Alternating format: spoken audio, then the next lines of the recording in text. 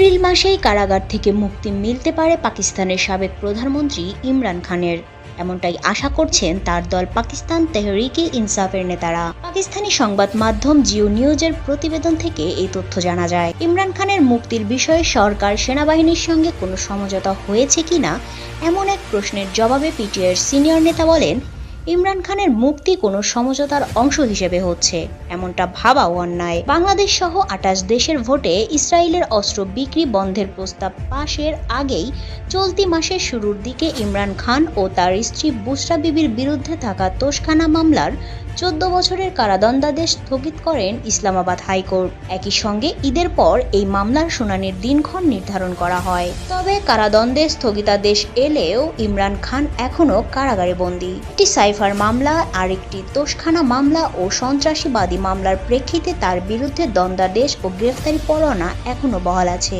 উল্লেখ্য, অনাস্থা ভোটের মাধ্যমে ২০২২ সালের এপ্রিলে ক্ষমতাচ্যুত করা হয় ইমরান খানকে। সে সময় ইমরান খান ও পিটিআই নেতারা অভিযোগ করেছিলেন, যুক্তরাষ্ট্রের হস্তক্ষেপে তাদের ক্ষমতাচ্যুত করেছে সেনাবাহিনী। এরপর ২০২৩ সালে আগস্ট মাসে ইমরান খানকে তোশখানা মামলায় গ্রেফতার করা হয়।